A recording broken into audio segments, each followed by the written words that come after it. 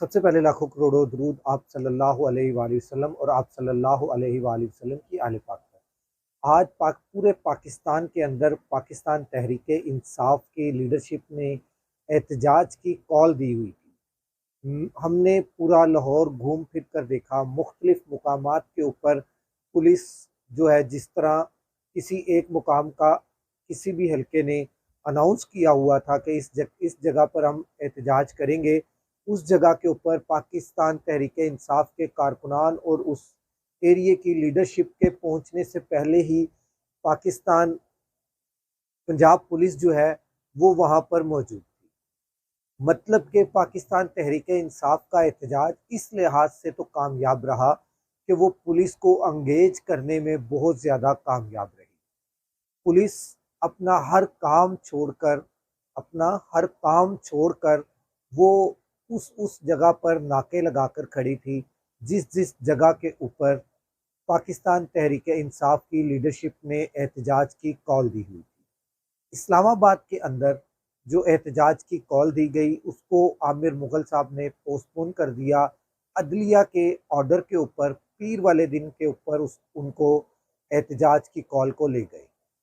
जरताज गुल साहिबा आप थंबनेल पर देख सकते हैं, उनकी तस्वीर लगी हुई है और वो बड़े ही दलेराना तरीके के साथ आई, अपने घर से बाहर निकली। पुलिस बाहर खड़ी थी डंडे लेकर और पुलिस को आकर उसने पूछा, बाकायदा पूछा कि आप डंडे लेकर क्यों आए हैं? मैं अपने गांव वाले घर पर आई हुई हूँ और यहाँ पर भी आप इस वक्त इतने डंडे लेकर और इतनी बड़ी पुलिस फोर्स लेकर आप आ गए हैं जैसे यहाँ पर कोई दहशतगर्द रहते हों।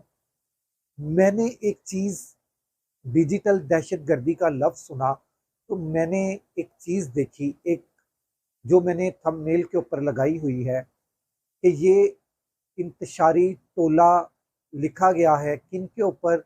जो इस वक्त पाकिस्तान तहरीक इंसाफ के MPs, जीते हुए MPs जो असम्बली के अंदर मौजूद हैं, उनकी तस्वीरें लगाकर इंतशारी टोला, डिजिटल इंतशारी टोला लिखा हुआ है कि ये सारे डिजिटल इंतशारी टोला है। तो ये कौन कर रहा है? कहीं ये वो तो नहीं जिनकी तरफ ISPR साहब ने इशारा किया हो कि ये वो डिजिटल दहशतगर्द है? कहीं ये वही तो नहीं? बहरहाल ये अदारों का काम है, अदारे जाने और उनका काम जाने।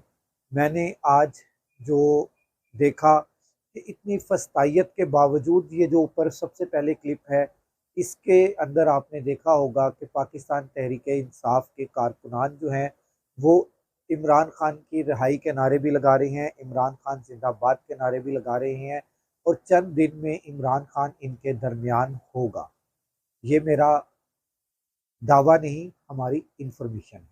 अगले व्लॉग तक राशिद इकबाल कादरी को इजाज़त दीजिए। अल्लाह हाफ़िज़।